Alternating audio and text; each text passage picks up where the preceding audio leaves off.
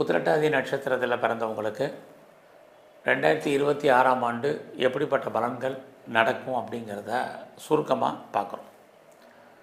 உத்திரட்டாதி நட்சத்திரத்தில் பிறந்திருக்கீங்கனாலே நீங்கள் மீன ராசியில் பிறந்திருக்கீங்கன்னு அர்த்தம்.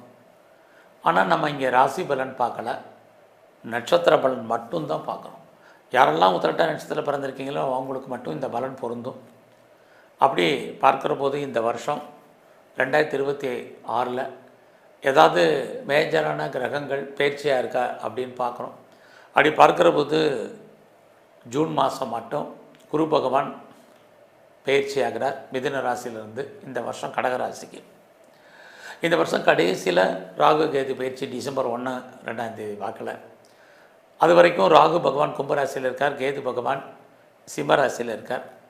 இந்த வருடம் முழுவதுமே சனி பகவான் மீன ராசியில் சஞ்சாரம் பண்ணுறார்.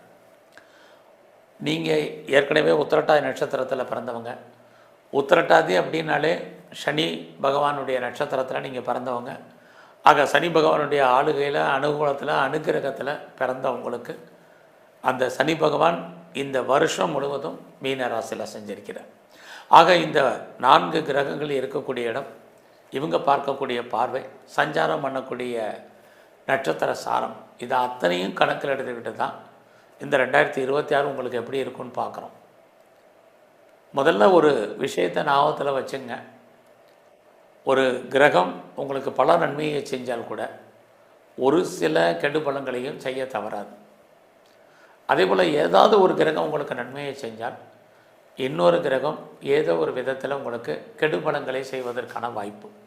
இப்படி தான் கிரகங்கள் முழுவதுமே இருக்கும். கிரகங்கள் நம்மை எப்பயுமே ஆளுமை பண்ணிக்கிட்டே இருக்கும். அந்த அடிப்படையில் பார்க்குற போது இந்த வருஷம் ஜூன் ஃபஸ்ட்டு வீக்குக்கு அப்புறம் குரு மாறுறாரு. ஆக ஜூனுக்கு முன்னாடி ஜூன் மாதத்துக்கு அப்புறமான பலன்கள், இப்படி தான் இந்த வருஷத்தினுடைய பலன்களை நம்ம பிரித்து பார்க்குறோம்.